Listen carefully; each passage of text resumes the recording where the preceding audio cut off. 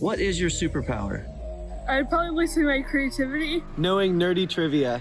My superpower is being a good listener. Devising a million questions. Helping people. Making people laugh. My superpower is that I'm determined and never give up. Howdy, Aaron. What's up, Barry? How's it going today? Oh, it's amazing. Busy all day, finally get to relax, and I finally get to introduce one of our first guests to the Meristem's podcast. This is Voices of the Community. This is a former Meristem student. He actually did so well at Meristem that he was promoted to staff member, taught a class.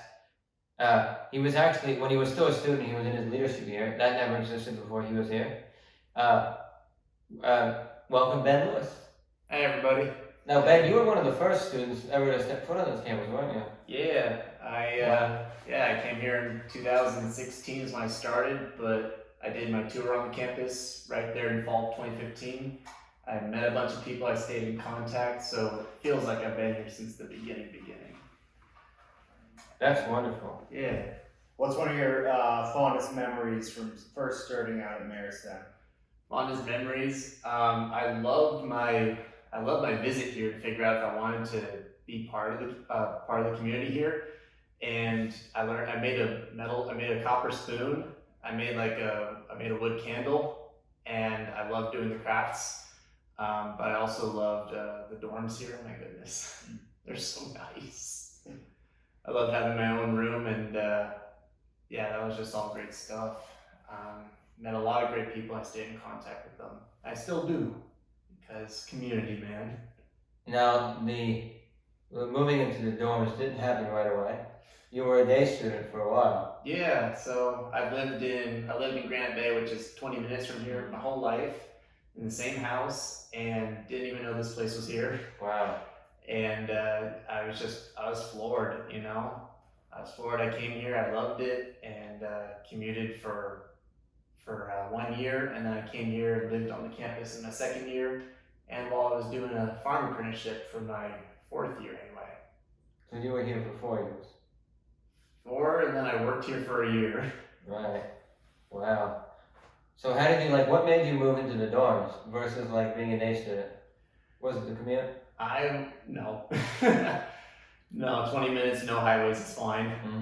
But I wanted to live away from home. I wanted to have that experience. I wanted to, make your own food, do your own laundry. I wanted that feeling of independence, and home was just really close to me, so I could still go home. And mostly the reason I'd go home is to be home with the animals that were still there, my dog and my cat. And but while I was here, I loved all the activities. I wanted to be involved as much as I could, and so that involved being on the day program, any sort of extra activities get-togethers and such, but also in the dorms, all their dorm outings and being part of group shopping, group meals. I was really hooked on that. That's wonderful. Always loved doing that kind of stuff. Sense of camaraderie. Camaraderie. Tongue twister. Yeah, even just cleaning house together and cooking a meal. I love that feeling. And then just that togetherness, that's what got me going here. So while you were a student here, you were a part of this independent living you were a part of the in the dorms, but then you became a self-leadership program, and you were in one of the independent dorms. I'd love to hear from Aaron over here, because that was something a long time ago, but to have an independent dorm where some student could be in the dorm independently, which is, they're not getting exactly the same support that the regular dorm students are getting. There's such a benefit to that, isn't there? Yeah. And if I remember, it was, so there are students in the main dorms, and then they created what's now the B&B into a space where it's 3 or 4 students who are ready to kind of be more independent, who the ILS instructors checked in on maybe once a week rather than every night, or there wasn't anyone responsible, they were really the responsible ones. And then I think after that experiment, it didn't take off at some level. But I will say that it is my dream to bring that back in concept. I've always kind of had this idea of could we build another dorm building like across from the dorms that actually had like single apartments built in, so it was like a little studio rather than a dorm room, and build that as a transition piece as well. But I'm curious, for you, Ben, like what was the biggest challenge for developing independence for yourself, like particularly with the living side of things? Being independent for myself, meal planning. Now I can cook stuff, but man, I don't like shopping. I don't like getting all that stuff together. But that would definitely be the hardest. I'm always fine with like cleaning house, and I've always been very organized and stuff. I can say though, living with roommates back in the independent dorm, and the thing where it kind of fell apart the most was no one wanting to be that person to like go and say, someone's got to do bathroom cleaning, someone's got to do the kitchen, someone's got to do the floors. Yeah. And I didn't want to either. I kind of wish I did a little bit more though. Yeah. Ah man, retrospect.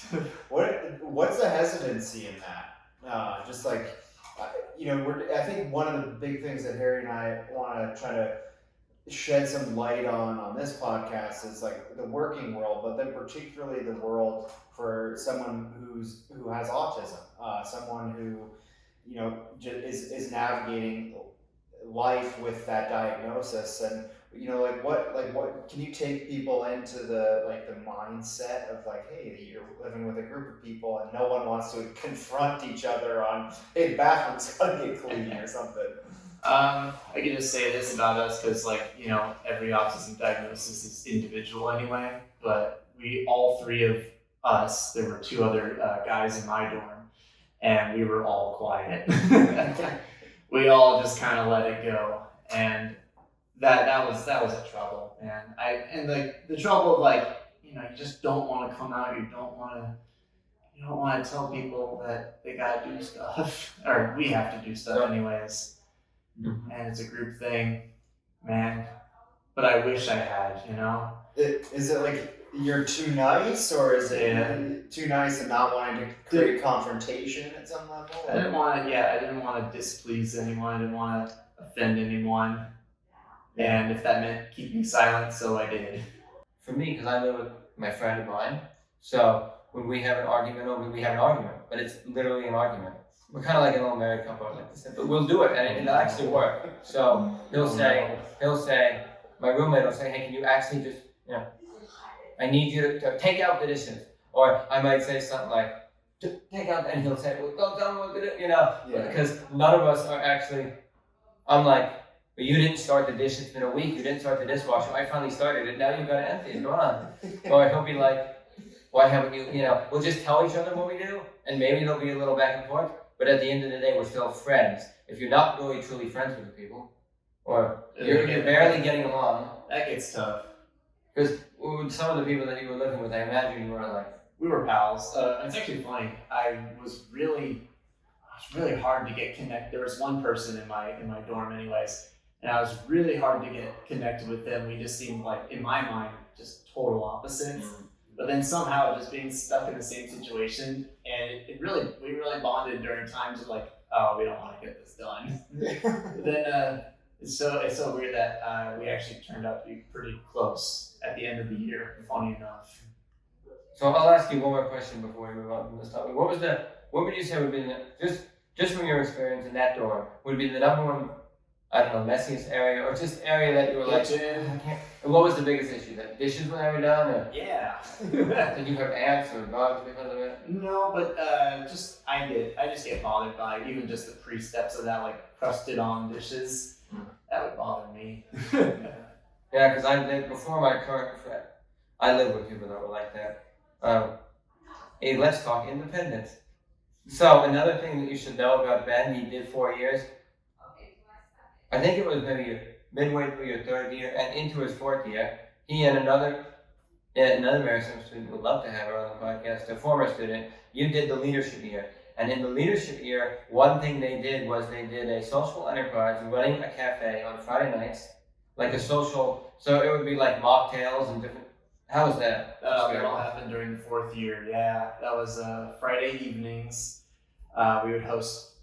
We we would host games in the cafe, and we would always make, it was usually, like drinks and like, they were really good though. We did like elderberry syrups and lemon lime stuff.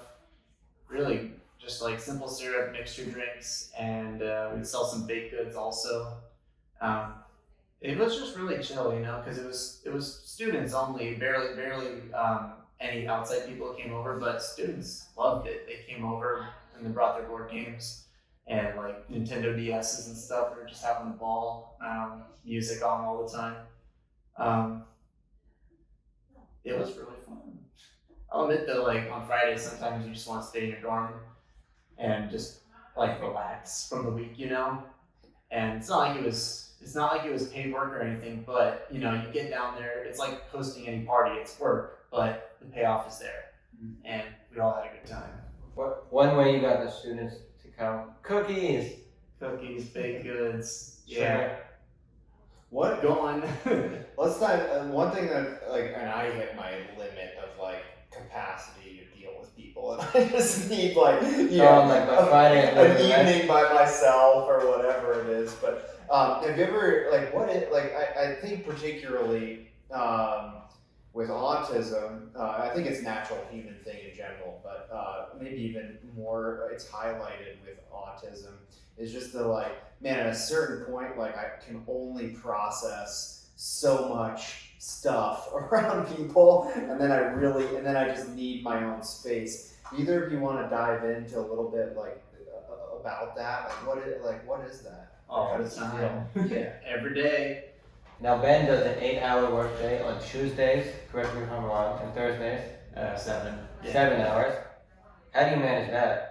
How do I manage that? Because most people, a lot of the students here, by 3 o'clock, they're tapped out. They don't even last until 5. They barely last until 3. I'm just here. You know what I found out about myself is going through this. I found out that I'm here on this place. This is a very unique place, and I've taken every advantage I can of this place. So when I'm here, and I know that at the end of the day, I go home and I rest. And when you were a student, when you were teaching here, and you were doing that leadership, I would see you, because I helped occasionally. I'm not a morning person, but I did help sometimes with the watering. And you were up by 7 a.m. You were with the sun. You would rise, and you were with the intern, the farm interns. That's How did you do that? That dives into my farm internship background, where could I take a tangent here? Yeah, absolutely. Farm internship. This is your podcast. Yeah, please. Yeah. My third year ended, and that was kind of the point of okay, what do I want to do now? And I really didn't want to leave this place, but I had to go on to something, and I've been interested in organic, sustainable farming for a long time. Never took a plunge on it or anything, but if I was going to, this is the place to do it. I got an opportunity, I took it. I love what I did here, and taking care of the animals in the morning and the watering, and the farm internship, it got split and had to end kind of abruptly pretty early into my apprenticeship, but it gave me an opportunity to continue on and keep the watering and take care of animals like chickens and ducks that we had on campus for a little while anyway. And I was surely waking up early during that, but it was all proper motivation there. And talk about motivation, just fresh chicken eggs, duck eggs. Not everyone knows the specialness of duck eggs. So good. I don't know. I get really hooked on the mindset of I do this now, and what I tell the students actually too when we're outside and we're working is I say that if you have a hard day's work, you really earn that sleep at the end of the day. I sleep the hardest I've ever slept. A shower just feels amazing after you're covered in dusty dirt, and you get cleaned up, you take a nap, it feels wonderful. So I earn that every single time I'm outside doing tons of landscaping and farming and stuff. I mean, the equivalent would be the landscaping internship that we have now. Some of the stuff they do at Shadow Glen, but I know it's they're even talking about making it less just making. But what you did, you were there at the duck pond in the pouring rain. Yeah. And then muck the ducks pond. Tell me, How was that experience? I love it. Boring. I mean, he was. Come on. Well, It's I mean, cathartic. I mean, to me, Ben, I think that's just a really, just a great attitude to have around a day's worth of work. And I know that there's definitely people that have an attitude around it that's very different. Like, man, I just got to get through this day, or this, like, I do this so that I can get to the fun later, or whatever it is. But it seems like that attitude has kind of made it a lot easier to make it through a given day, has made it maybe even exciting to get through a given day of work, where it could be really monotonous and it could be really brutal. But like, did you always have that attitude, or did you have to change your mindset to have a different attitude? I was raised to have that mindset. And honestly, when I came here, and really anywhere actually, it's not just a here thing, to realize, wow, there are a lot of people that don't want to bust themselves all day long. I mean, go figure. But, in any case, I love that I grew up with that ability, that recognition that I'm going to earn this kind of a thing, and it's going to be tough. And I'm glad that I'm not just given handouts, and that I'm working hard to do what I do. And sometimes it's like taking the harder path, but it's all worth it, right? Yeah. Well, I just wonder about that. What you just said, Ben, because we have another farmer in our friend Miles, and he can do totally very similar to what you do. But since you were here at Meristem, since you were a student and worked here, we actually changed our farming practices in that we got rid of all the weeds. We did a sheet mulching, and so the idea was less weeding. Now, if a student's harvesting more and they're not weeding as much, maybe they'll show up more. But we still got students that don't want to show up. They get overwhelmed. I don't know. But like you said, you saw they weren't motivated. Farming, I actually enjoyed, kind of in a weird, like almost twisted way. I enjoyed teaching the farming class, knowing that it's probably the one that students are least motivated to come to because of getting dirty, getting in the sun, all that stuff. But you know, it's all about, like, I don't know, part of it is it's not just about growing produce, it's about evolving and changing in yourself, and understanding that these challenges are ahead of you and that they are doable and you can learn and grow, and then you can also have these amazing fresh vegetables at the end of it all. And I understand though, I'm glad that the farm has made a change in the way that it has, and it's got such a bountiful harvest now. It looks so pretty. I'm a fan of what's going on out there. And I think that honestly, from when I was here, I do see an increase in what's going on in the mornings when it's harvest days and the cafe involvement. It's great. Awesome. One thing that I'd like to jump to is, so we had a really cool conversation the other day, and you shared a little bit about what you kind of learned after leaving Meristem and from the college experience, but just to frame it for the people listening. So, you want to just take us through the story, like before you came to Meristem, what you're trying to do with your life. You went to Meristem, and then what you've been doing up until coming back actually to Meristem to be working on the campus a few times a week. Like, to put a brief summary on this is, like, Meristem has been my entire adult life except for 2 months really. High school, and then I went right into college, and I did it for 2 months. And it wasn't for me. I was under a lot of social distress, like panic attack social distress. So this is before Meristem. Yeah, before Meristem. But then I didn't like this because I left college, but I didn't have a plan. I did not like that, but I had to for my own mental health, really. I was feeling really just under pressure, too much pressure. And so I quickly, rapidly was looking for opportunities. I found this place in November. I took a tour and loved it, and started in February. And then for the next few years, I was a student here at Meristem, doing all that I could with the classes and such. And then there was the 4th year where it was like on-campus activities, leadership opportunities on campus, but also some extracurricular opportunities. Like I was a TA for a 6th grade math class at the Waldorf school that's right next to us. Cool. Did a couple of landscaping opportunities over there too. And then the fifth year I was here was not a school year. I was now an employee. I was a day program instructor. I was the labeled substitute instructor. The only one here that's ever had that title, that I'm pretty sure anyways. I think so. Yeah. Because of my super very skill set here, being involved in almost all of the courses here and a lot of the different facets, able to jump into courses when an instructor can be here for a day. Tough, but you know what? Really fun though. And when I wasn't substituting, I was out in the garden always, taking care of the land out there. And then I left in the fall of 2020 and went on to do college but I didn't do that for a little while. Actually, I went and did some landscaping for one client, but she has 2 houses in the Carmichael area. And so I was doing that for a while. She was paying me well. I took all the skills I got here, I applied them over there, made her houses look amazing, I'll say. Nice. And then I wanted to do something else. I wanted to go back to college. I did that for 1 semester, and I'm very proud because that was the thing that just that was the thing that really hurt the most, that brought me down so hard. And to finish a semester like that felt good enough. I did not want to keep going on with it. I was feeling similar feelings to before, and I was still having panic moments, but I persisted and I got it, and I knew that I wanted to get that semester done and not go back. And that's all right. Yeah. I then got an employment coach, and we started seeking job opportunities.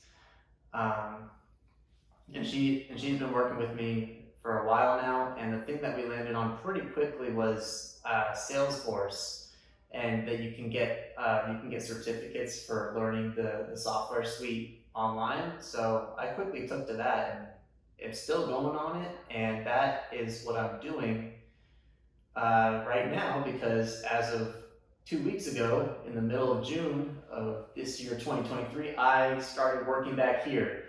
And I am now back in the landscaping crew, and I'm out here doing whatever and having a good time. And in the meantime, I'm still learning this software, the Salesforce software, while I'm working part-time here. And the other time I'm learning software, and that is where I'm at now. And is the hope maybe to turn the learning of the software into a job with Salesforce or something like that? I like that it's very open-ended, and you don't necessarily have to be like a Salesforce employee. You can work for company X and just manage their software. Salesforce, yeah. Yep. Cool. Here on the Voices podcast, we ask the hard questions that maybe we shouldn't ask, but we ask them anyways. No, I'm just curious, Ben, about if I could ask you, about your living situation. Because you were very independently living here, somewhat on your own. Have you considered living on your own again? Yeah, totally. My girlfriend and I are doing a long distance thing right now, and she's in Arizona, and I want to move there and live with her over there. That's the next living goal. Meanwhile, waiting for that, I'm going to be living at home and saving money. Oh, that's great. Smart. Yeah. Hey, one thing in listening to you tell this story, you talked about putting the pressure when you're in college. Was that self-imposed pressure, or was that external pressure? Yeah, it's the whole thinking about what other people are thinking about you thing. I don't want to disappoint. I don't want to fail this class. Do I look weird today? Everything. Yeah. I'm very self-conscious. I was very self-conscious. And did you feel that way the second time after Meristem, after having done Meristem and going back? You know, it was weird because it was coming out of pandemic stuff. The classes were all online, so they were all remote. I didn't have to see anybody, but I still felt some residual panic and stress. Obviously not as much because I was able to actually finish out this semester, get an A in the course, but I still was uncomfortable. Yes. Also, I did not like being online the whole time. I'm a material person. I know that by heart, and I like to. If there was pencils and paper, I'd much rather take that anyway. Yeah. And was it more the social, like the engagement with the people, or the content, or just a mix of all of it? There was a lot. You didn't have to socially connect all that much. There were moments though. Part of the curriculum was some public posts, and you have to like post your opinion publicly about. I was in an accounting course, and so you had to like post like this is what I believe the answer to be, and then people can comment on your question. Even part of the requirement is like you have to leave 2 comments on 2 different posts. Yeah. And And you're like overthinking, hey, if I leave this post. It's terrible. I don't even like talking about it. I will, but it's just terrible. It's just a mindset of like thinking about every single word you put down that everyone's going to judge it. It's very unhealthy. Yeah. I do not wish it on anybody. Well, I mean, it's awesome that you're sharing that, because I imagine that people who listen to our podcast or Harry talks to on a daily basis looking for work have the same issue, right? And like to me, if I'm looking for a job and I have to communicate with people, and let's say I even have to have some level of email interaction, and I'm sitting there thinking about every word that might be interpreted one way or another by the people, and like that's causing me angst. Like that's a real hurdle, right? That's a challenge to face. That isn't easy. From where I was though, I'll say from where I was with how stressed out and pressured and shy, all that stuff I found that for me anyways, and I hope that's for other people, like it was to have an outlet, like some big moment to really just boost your confidence and realize that people just don't care. Yeah. And for me, I guess it was not college. It was I was doing the whole landscaping in Carmichael. That was like pseudo owning my own business, and like I was my own contact. I was making my own like work schedule and stuff. Yeah. And I felt good. And I was able to really like. I started out quiet with even though I've known her, she's a family friend ever since I was a baby. Mm-hmm. But knowing that person in a different light as like a work relation, I was able to like change the way I speak and the way I present myself. Yeah, worked. That's awesome. Also having a girlfriend, and like I don't know, that was a big confidence boost for me. Was being in a relationship again. Yeah. I got more questions for you. I don't know if we're making this 2 podcast episodes, but boy, because normally at this point we're like just done. But Ben did something. So for those of you that don't know, the Transformative Autism Program is a state-funded program that was a bill in the state legislature to get the grant in order to run this program. So he did 2 things. The first thing, Ben was one of the people involved in going down to the legislature and saying, get this bill passed. It became a class at Meristem where 12 or 14 students, I think 12 students, that were building and writing out this manual. It turned out to be a 105-page manual. When we were discussing it and beginning it, we came up with the name and we were starting to write the manual. Ben, along with another student, was immediately selected to be leader of the class. Yep. Tell me, like that was a pretty impressive thing. Going right along with the theme of doing things that make me feel uncomfortable, to be like it was actually in this room here, in fact, and to be at the head of the table and taking people's suggestions. And I'm much better at doing actions and like doing the courses and the landscaping and stuff like that. Talking was not my strong suit, and it was fun though. I mean, fun. It was because like we had this bill, we passed it. Going to the Capitol was a lot of fun, and like dressing up and like lobbying. It's really it's a good experience, and I'd recommend it to anybody to do that once for something you believe in. And then come here. It is challenging to like have a room and to listen to everyone and like take in all these opinions, and I was mostly happy for like breaking up into small groups. That seemed to work the best, and people get their ideas out amongst 2 to 3 people, and then they bring it all together. That seemed to work the best for like the name. The name took a while too, in fact. And the interesting, so Eric Stewart was running it with Valerie, but the thing is, the way way that Eric runs his class, he'll be leading it, and he'll be here, and then Ben will lead it, and he'll still be there. And then after a few weeks, he'll just go on the other side of campus and be like, Ben, you're in charge. Yeah. And there was quite a lot of arguing that day, like, how was that for you? Like, there wasn't really anybody but you. You and Caroline were the only teachers. I can't remember it too well, honestly. But can you were there? Do you remember it? I just remember a lot of arguing. I don't know if Aaron is right, but there's another thing. Me and Eric Stewart we've always wanted to take that federally. We have yet our trip to Washington, but you took a trip on behalf of Meristem to Washington, D.C. Tell me if you remember. Tell me, that must have been an I experience. remember that one. That must have been quite the experience. That was wacky. We were moving and grooving from Senate building, Congress buildings, the Capitol, the White House. There's the Dwight Eisenhower building, which is like the business office right next to the White House in the same gates. We had to do the whole metal detectors and the dog sniffing, and you have to send an email in to confirm who you are ahead of time, of course. But what an experience.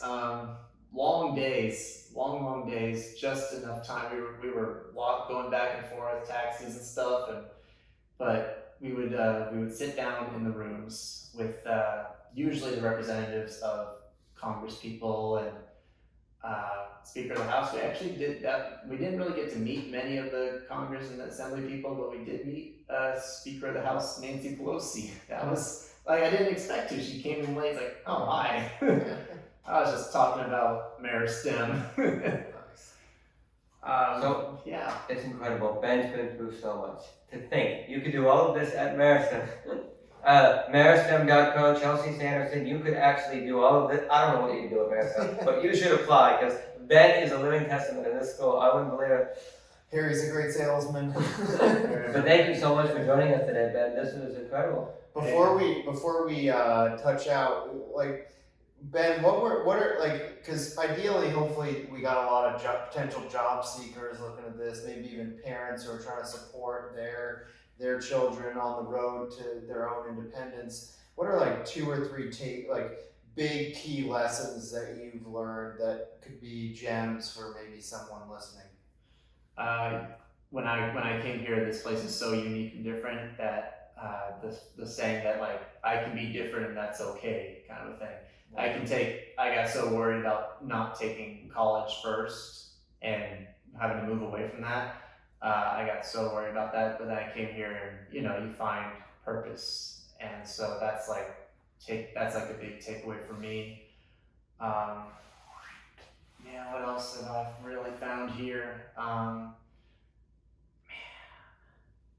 It's such an involved program. Well, even that doesn't even have to be Meristem, but just even on your own, in doing your own little business for landscaping or anything that you've picked up along the way that might be helpful for someone else.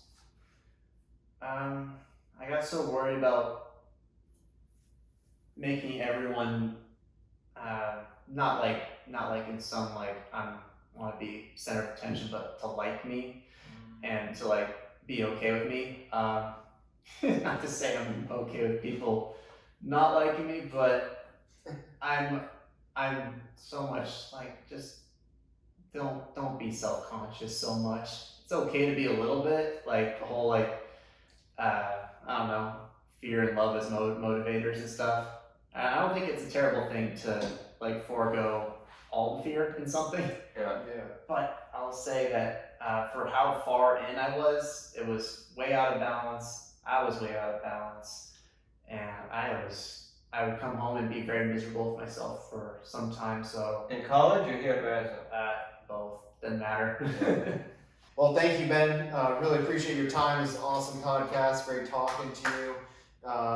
Any final words, Harry? No, I think that I don't know. Hopefully we'll get more guests like Ben or Ben to return, but This was wonderful. Thanks for coming. Hey, thank you so much for having me. Thank you. Meristem out.